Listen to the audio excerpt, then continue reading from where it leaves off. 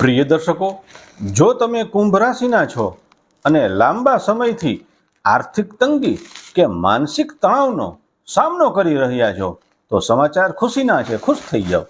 ગઈ 17 મે 2026ના રોજ શનિદેવે બ્રહ્માંડમાં પોતાની એક એવી નવી વિજય રણનીતિ શરૂ કરી દીધી છે જે તમારા જીવનનો સૌથી મોટો ટર્નિંગ પોઈન્ટ સાબિત થવાની છે.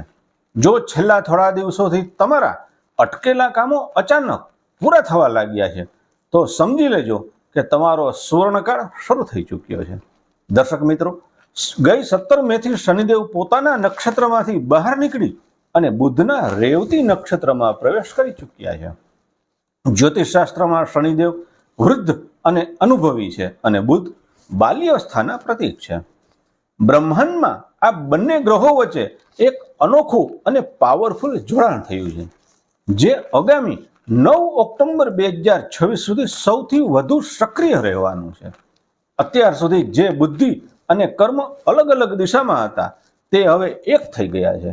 બુધદેવ હવે પોતાના નક્ષત્ર દ્વારા શનિદેવને સફળતાના માર્ગે આગળ વધારી રહ્યા છે, જેનાથી તમારા જીવનમાં થતો દરેક વિલંબ હવે હંમેશ માટે દૂર થઈ જશે. આ સમયગાળો તમારી આર્થિક સ્થિતિને પથ્થર જેવો મજબૂત બનાવવાનો છે. જો તમે કોઈ નવું કાર્ય કે બિઝનેસ શરૂ કરવા માંગતા હતા પણ પૈસાની વ્યવસ્થા નહોતી થતી તો હવે અણધાર્યા ધનલાભથી તે પણ શક્ય બનશે. તમારી વાણી એટલી પ્રભાવશાળી અને આકર્ષક બનશે કે તમે બોલીને પણ બીજા લોકો પાસેથી તમારા અટકેલા કામો સરળતાથી કઢાવી શકશો.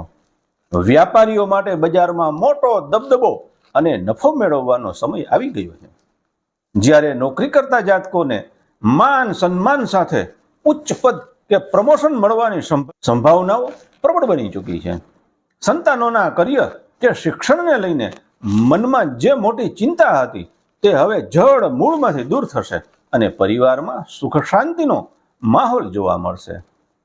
સ્વાસ્થ્ય સંબંધિત જૂની સમસ્યાઓ અને માનસિક તણાવમાંથી પણ તમને મોટી રાહત મળશે.